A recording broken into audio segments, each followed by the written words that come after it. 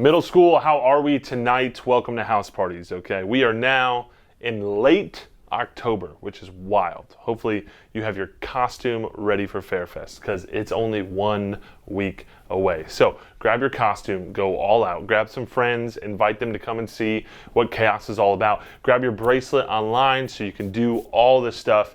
It's gonna be an amazing night. Let's have an amazing night, but you gotta get ready here a week before, all right? All right, let's get to the Gospel of John. Okay, let's talk about Jesus. All right, you with me? Here we go. He is who we wanna know better and be more like. Last we saw, Jesus healed an official's son, some government official, an important guy. He healed his son, and he did it by just saying it happened. Then, if you go and keep reading that chapter, Jesus healed a man, the next chapter, who had been disabled for 38 years. Crazy. This guy was disabled for almost 40 years. He meets Jesus. Jesus just tells him, stand up, and bam, he's healed. Jesus then wrapped up that chapter by making some pretty big claims. He made it clear to all these people he was the Son of God.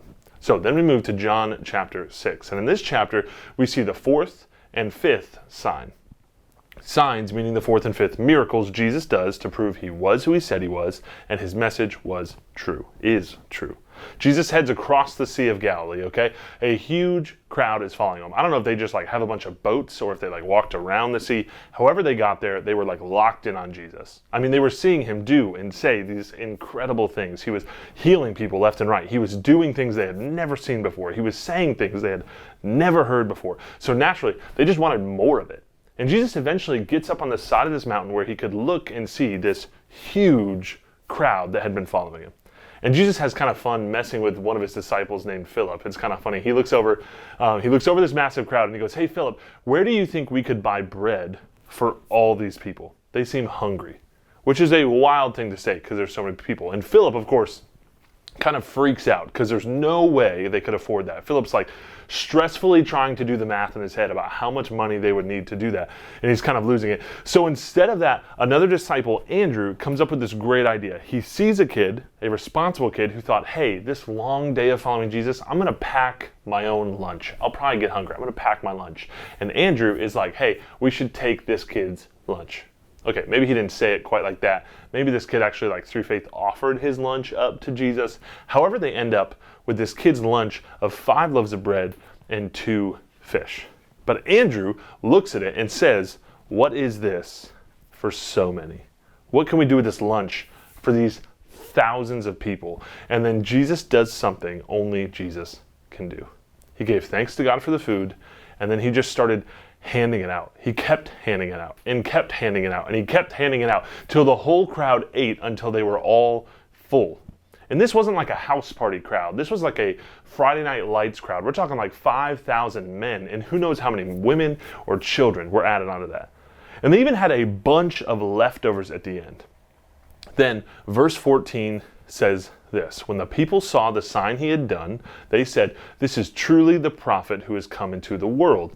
Therefore, when Jesus realized that they were about to come and take him by force, which is a wild thing, to make him king, he withdrew again to the mountain by himself.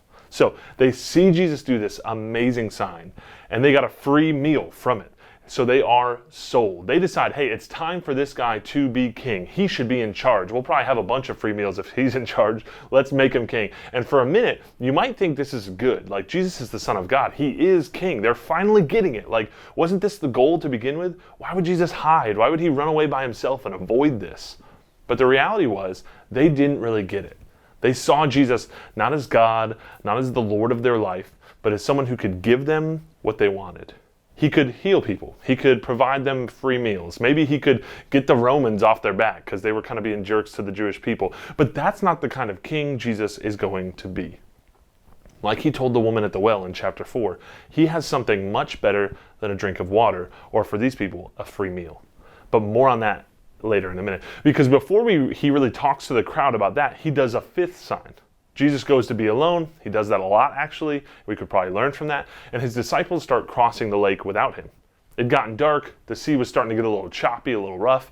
And then it says 3 or 4 miles into the sea, Jesus comes walking up to the boat, just casually walking on water. No big deal. And then it says Jesus got on board the boat and they were instantly at their arrival destination. So Jesus walks on water and then teleports them across the lake. John 6 is kind of wild, okay? From the disciples taking a kid's lunch, Jesus feeding a bunch of people, him walking on water, basically teleporting a book. To the end of this chapter, Jesus tells people they have to eat his flesh and drink his blood. There's a lot going on, but all of it points to Jesus offering himself to us, not just some bread. He's not here to feed us, but to rescue and save and call us to a real life. Jesus is calling people to believe in him and live the way he calls them to. Jesus is saying, hey, just be with me, because that's where we'll find real life. One of the disciples named Peter seemed to get it by the end of the chapter. At the end of this chapter, most people are leaving because Jesus didn't give them what they wanted.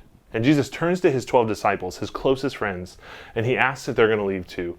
And John writes Peter's response in John 6, verse 68. It says, Simon Peter answered, Lord, to whom will we go? You have the words of eternal life. We have come to believe and know that you are the Holy One of God.